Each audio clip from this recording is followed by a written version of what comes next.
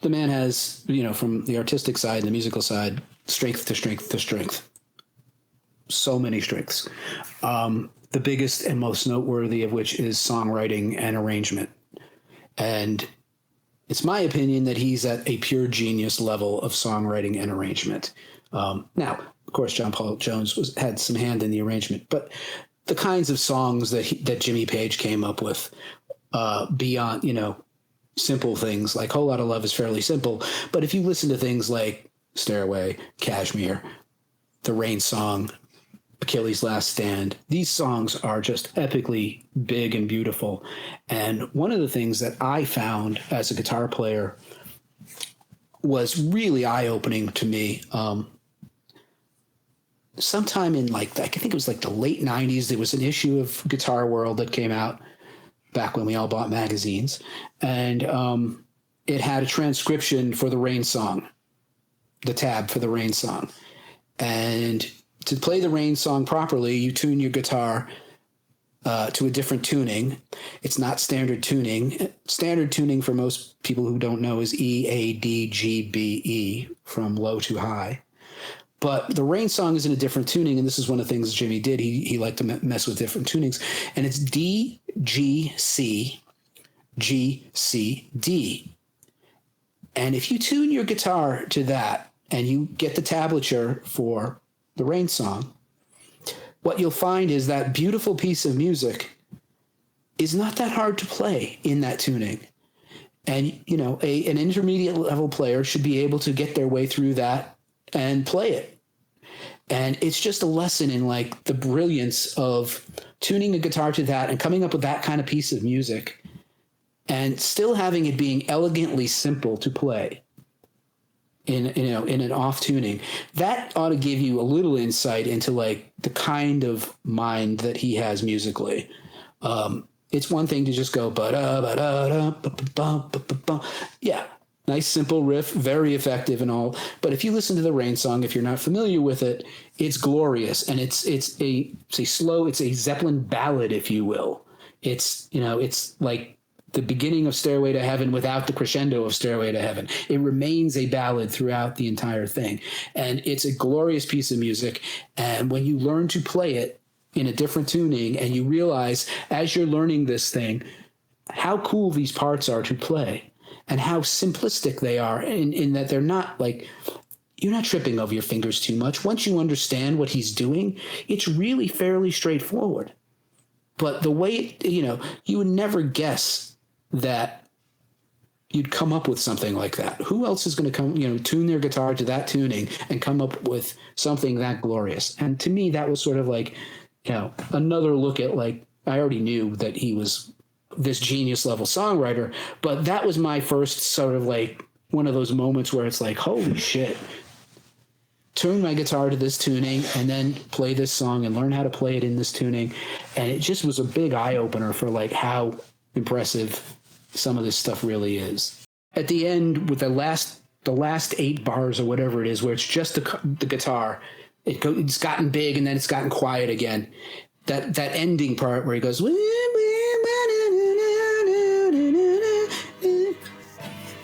that last bit is so glorious and gorgeous. If you tune to that tuning, that's not that hard to play. And it sounds like it's, if you don't know he's in that tuning, you can't figure out what he's doing. Because if you get to a certain level of guitar playing, and if I watch another guitar player, I know what he's doing. Right. I can tell exactly what he's doing most of the time. Right. If I can see his hands. Right. But if he's in a different tuning, all bets are off because everything becomes foreign, right? Yeah. And you watch him play this stuff, and it's if you try to play what he's playing in standard tuning, it sounds nothing sounds right. But if you tune it to that, you realize, again, these parts are not super hard to play. It's just so elegantly simple. That's genius. And is that the tuning that's used in any other song or arrangement that we might know, or was it something? Not so much that one. The one that he's most famous for is one that's called Dadgad, Dadgad. That's the one that you hear on Kashmir. And you hear Dad Gad and a couple of the other ones too. I think he may have done Black Mountainside from that one. And that he got from Bert Jansch, I believe. But I mean, Bert Jansch didn't write Kashmir, right? So, I mean, Jimmy still took it and did something different with it, even though he did, everybody takes something from people that they're influenced by. I mean, I don't have any issue with that. So you have these songs like Stairway to Heaven and In the Light and 10 Years Gone, and the song remains the same, and Achilles' Last Stand and Kashmir. All of these songs are not like your standard rock and roll fare. It's different from what you get from Sabbath. It's different from what you get from The Who. It's different from what you get from Deep Purple or Rush, or, closer to Rush, actually, a lot of it. But they were hugely influenced by Led Zeppelin. So the songwriting and the arrangement of Jimmy Page is just stellar. And again, this is a different visionary mind creating music like we really had not heard at that time in other bands. Like a song like the Battle of Evermore. That's another one that when I hear it, it's like, oh my God, how do you come up with that? Yeah, well, we have a cool clip of him playing that at Headley Grange when he went back to Headley Grange. It's not, the fact is, it's not super complicated once you have the key to the map, Right. Once you know what he's doing, and we'll talk a little bit about that in his guitar style, because that thread does run through his guitar style. But anyway, we're talking about songwriting and arrangements. Then there's the classic riff songs. He's a riff god, just like Iommi and like Blackmore, okay, of equal stature to those guys.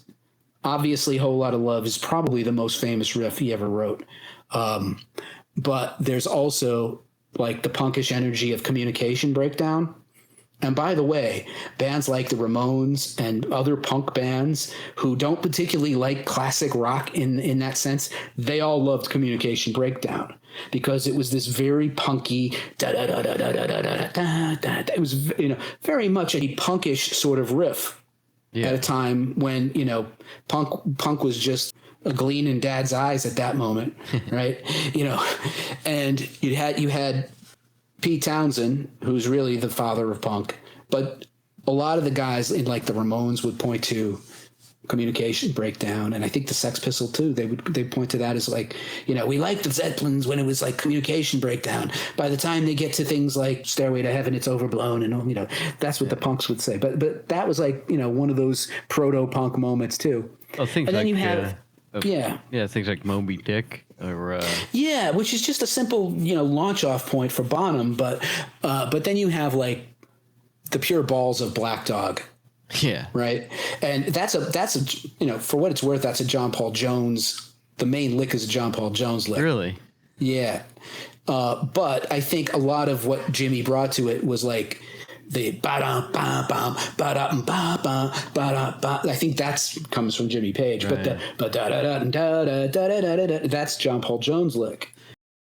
I remember learning that on guitar and then realizing like, hey, that's just within the standard blues structure, and I was like, wow, like within that structure, how do you? That's so genius and simple, but so great. Like just what you said before. It's simple, but to get it to sound right and get a whole band to play it. But then the other riff songs that come to mind are things like the Wanton Song, really ballsy riff. Then you have a lot of swagger and things like For Your Life and Custard Pie.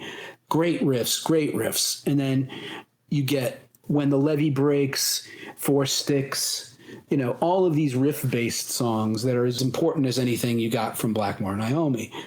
Now, Iommi's done more of them than everybody else because he's been at it longer, but I mean, Jimmy Page is of the same stature as a riff god as those other guys.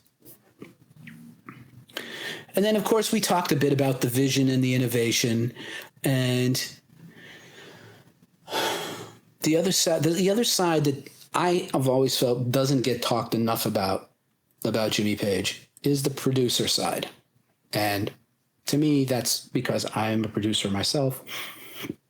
And I've learned a shitload from listening to Jimmy Page, and I've learned a shitload from, listening to his music and how things he achieved in the studio. It's like, how do I do that? How did he do that? How do I want to do this? What can I take away from this side? And he's not the only influential producer. I like a lot of guys as producers, but Jimmy Page was really is as good as anyone you ever want to talk about in the side of music production. And I don't think he gets enough credit for it. He's as strong as anybody ever was, and as innovative as anyone ever was. And yes, he took things from other people who were there when he was, he learned this stuff by being in the studio as a young man, how to get the sounds he wanted to get and all of that stuff. But, some of the stuff that he learned about, like how to get those drum sounds we were talking about, that came from, realizing that what he was hearing in the studios, the studio guys weren't getting it. And he knew that the way to get that, he either heard it, on a session where someone actually did it in a way that did make a difference, or he just sort of figured it out that it was like, if we keep the drums here and they're all walled off and you can't hear them breathe, they're going to sound terrible. But one of the things he claims to have, created, and I think he's right in this one, I think he did create it, is backwards echo, where you in those days on tape, you would print echo to tape. You'd be, whatever it is, like in A Whole Lot of Love, they would put some echo or, some kind of echo on the recording, flip the tapes over and run them backwards and re-record it with the echo coming in backwards. And you hear that in A Whole Lot of Love. That was something he claims he invented. And I haven't been able to see where that's one thing that, I think that claim stands up. That's during the psychedelic section in the middle. Yeah. But I think he uses it elsewhere too in the catalog. So backwards echo is something he claims he created when he was doing the Yardbirds track, 10 Little Indians. And it does appear in other Zeppelin tracks like You Shook Me and A Whole Lot of Love and things like that. The other thing, we've already talked about how instrumental he was in making drums sound big. Epically important in that respect to modern recording. The reason drums sound good these days is because Jimmy Page showed us the way. Now there's a lot of different ways to do that now. He was doing it with, like I said, capturing the sound of the room. Later on, people would use plate reverbs or digital reverbs as we got further and further into reverb. Very few people will still do it the old school way that Jimmy did it, because you don't have to anymore, and it's a lot easier and a lot more expedient if you just use, a reverb effect instead of trying to capture the room sound. The more microphones you put up in the room, the more chance you have to run into phasing issues between microphones and things like that. So there are better ways to do this now, but at the time he did it that way. Phasing is when like a sound doesn't reach every microphone at the same time, right? It's because when the sounds don't reach each other at the same time, one microphone might cancel out another microphone in the frequency range or something. So you get this thing that sounds thin and wrong. And basically what you do, you have to flip the phasing on one. It's like, it's like turning over your plug to change the polarity or something like that. Right. It's an issue where one is out of phase with the other, and that causes a cancellation effect. So you get this sound that is generally not desirable. You have two frequencies that are canceling each other out because one's like positive and one's negative. Okay. And if they're in phase, you get the full sound, and if they're out of phase, you get some small chunk of the sound, and everything else is sort of hard to hear. So it's a problem when you use a lot of microphones, like on a guitar cab, for example.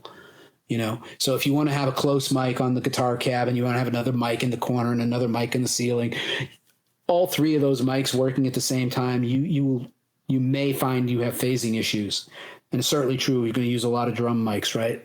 So again, in those days, especially before they got, into the mid 70s where you had 24 track machines, they didn't have that many microphones to play with. And you have to do it with as few as you could get away with, and then bounce your shit down to the Beatles albums were recorded, a lot of them on 4-track. And they would hook up 2 4-track machines to try and get 8-track and sync them up and stuff. So those kinds of things were happening. But Jimmy played with those kinds of things. He played with putting things in and out of phase in terms of, using that undesirable thing as an effect. Sometimes it can be an effect that you use for a certain, mood or something like that. But then he would do things like he'd put phase shifter on the drums, like in Kashmir, where you hear when John Bonham's doing a roll on the snare drum, you hear the phase shifter going whoosh over top of it. That hadn't been done. He put guitar through Leslie speakers. A Leslie speaker is a rotating speaker that was made for a Hammond organ. And you get this sound that sort of, it gets almost a fast chorus effect because the speaker is twirling around in this big cabinet. And you can hear that on the solo on Good Times, Bad Times, and the solo on Wanton Song. And it almost makes the guitar sound like a keyboard in some ways. Wow. If you're playing like a unison bend or a chord, it can make the sound, just different in a way that, who thought to put a guitar through that? Well, Jimmy Page thought to put a guitar through that. Who thought to put a guitar phase shifter on a drum kit? Jimmy did. So there's a lot of things that he did do in the studio that became common studio practice afterwards, and people still use some of these techniques to this day, especially if you're interested in making that kind of music, the kinds of classic rock statements and staples and things like that. I've done those things on track. I've put phase shifter on the snare drum, and I learned how to do that from Jimmy. And weird things that would go on, like the guitar sound on Black Dog is not him through a guitar amp. It's him playing through two compressors that have been hooked up together. So his signal goes into this 1176 compressor, crushes the hell out of it and compresses it, and then sends it to the next 1176 compressor. And they take the feed out of that and you record it and you get this sound. And he did double it and all, and I think he tripled it too. But it's like, you think that's an amp. It's not an amp. It's a compressor. It's a compressor being used as an amp, or two compressors being used as an amp. And I don't know why they did that. That was Andy John's engineering at that time. And, I read about that, and using that sort of weird sort of scenario to create a guitar tone. I don't know why he did it, but he did it on that track, and it sounds great. And for whatever reason, it worked in that context. And years later, when I went to record our version of Black Dog, I tried to get that. I tried to see what would happen if I put my guitar through two 1176s and see if I could get that sound. And lo and behold, I got that sound.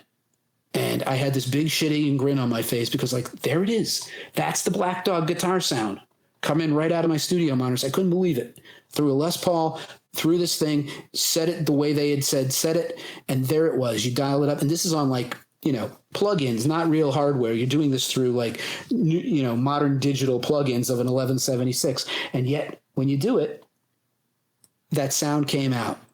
And I ended up using that sound in my center guitar track, and I tracked an amp on the left and the right of it, so they beefed it up a bit. But you can hear that center guitar sound in my cover of this song, and it sounds like the Black Dog guitar sound. And people were like, "Dave, how'd you do that?" And I'm like, "I just did what he did. I just figured out how he did it and redid it, and I used it, and like I said, I added to it, but I left enough of that sound in there that it sounded so authentic." It does it's a unique guitar sound. Yeah, and it's because he's not using his Marshalls. Maybe he didn't just have them in the studio that day, and they jury rigged something together. I don't know why they did it, but they did it, and to my knowledge, they didn't do it on other tracks, but it's on Black Dog. So a lot of innovation, a lot of things that were just coming out of his own imagination and creativity.